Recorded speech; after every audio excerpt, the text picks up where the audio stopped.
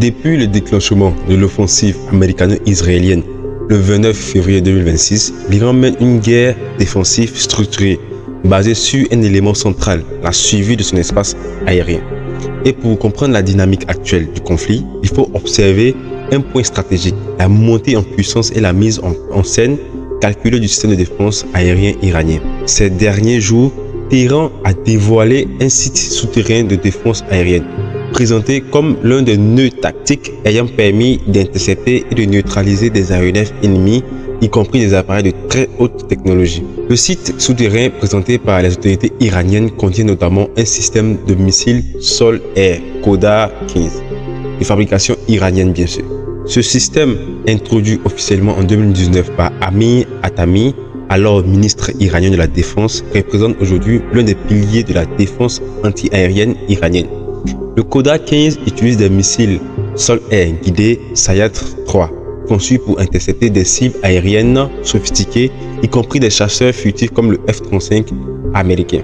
Selon les responsables iraniens, ce système est capable de détecter jusqu'à 6 cibles simultanément et d'engager aussi bien des aéronefs que des drones à une portée pouvant atteindre jusqu'à 150 km.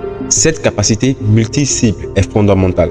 Dans une guerre moderne, les attaques aériennes se font rarement de manière isolée. Elles s'effectuent par vagues, saturant les radars et forçant la défense à faire des choix. L'Iran affirme ainsi disposer de l'un des systèmes de défense anti-aérien multicouches les plus sophistiqués au monde, capable de résister à des vagues de missiles et de drones et aussi d'avions de combat qui essaient de pénétrer dans son espace aérien.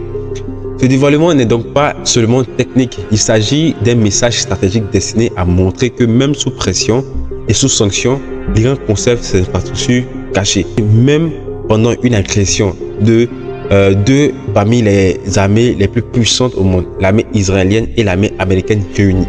Dans le même temps, le corps des gardiens de la révolution islamique, le CGRI, annonce avoir abattu depuis le début de cette guerre jusqu'à aujourd'hui, le 1er avril 2026, 111 drones ennemis depuis le début de la guerre. Selon les sources iraniennes, les interceptions ont eu lieu dans plusieurs zones clés du territoire iranien, notamment la ville de Firouzabad au sud, la ville de Tabriz au nord-ouest, l'ouest du pays, à Isfahan, à Kerman et aussi à Téhéran. Les drones revendiqués comme détruits sont les suivants. 24 unités du drone américain MQ Reaper et 52 unités du drone israélien Hermès 450-900, 9 unités du Watchkeeper WK450 fabriqué par le Royaume-Uni et aussi 26 unités du drone Orbiter 3-4 israélien. Mais les pertes américano-israéliennes ne se limitent pas seulement qu'aux drones. Téhéran revendique aussi la destruction ou la neutralisation de plusieurs aéronefs pilotés, ce qui constitue un choc majeur dans l'équilibre de puissance dans la région. L'Iran affirme avoir détruit ou endommagé un chasseur F-15 américain abattu le 29 mars 2026 près de l'île d'Hormuz, un chasseur F-16 israélien, 2 avions radar AWACS E-300D, un avion de transport militaire de troupes, un F-35 Lightning II américain touché et gravement endommagé, qui a obligé cet aéronef à effectuer un atterrissage d'urgence.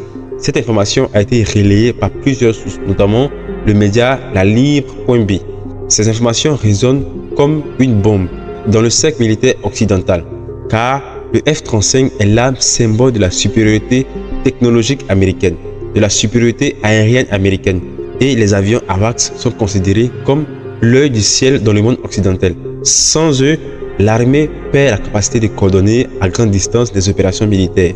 Autre élément majeur, l'Iran affirme que 6 à 9 ravitailleurs KC-135 Stratotanker ont été endommagés au sol lors de 2 frappes de missiles sur la base aérienne Prince Sultan en Arabie Saoudite.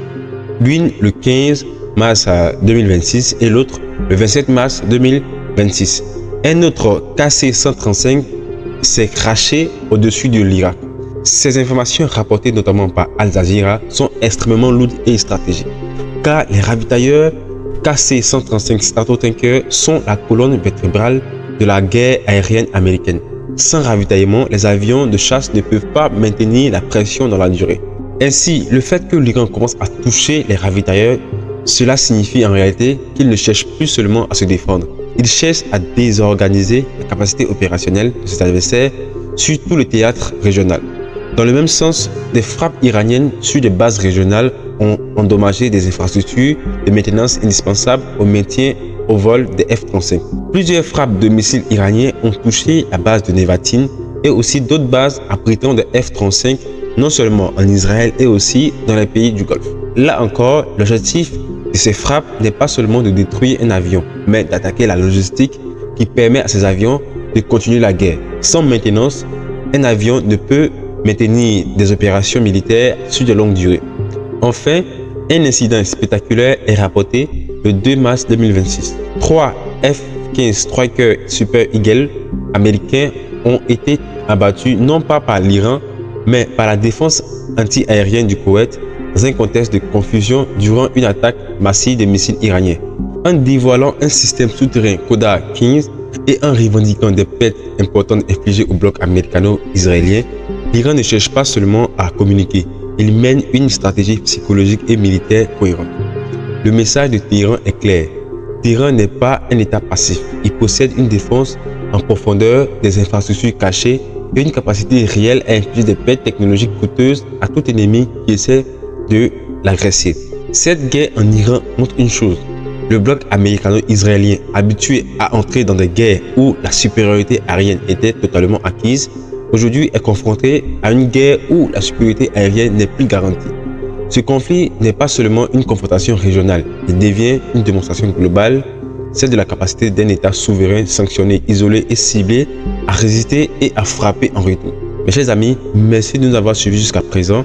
Si vous êtes nouveau sur cette chaîne, n'oubliez pas de vous abonner sur Le Monde Vu d'Afrique, un média indépendant africain qui s'engage à porter la voix de la jeunesse et aussi de l'Afrique sur les enjeux internationaux et qui essaie de comprendre, d'analyser et d'orienter la pensée africaine et de la jeunesse africaine sur les thèmes et l'actualité internationale. N'oubliez pas de soutenir ce média et de vous abonner et de cliquer sur like si vous vous retrouvez dans ce que nous faisons. Et on se retrouve à très bientôt pour une nouvelle vidéo d'analyse géopolitique sur Le Monde Vu d'Afrique.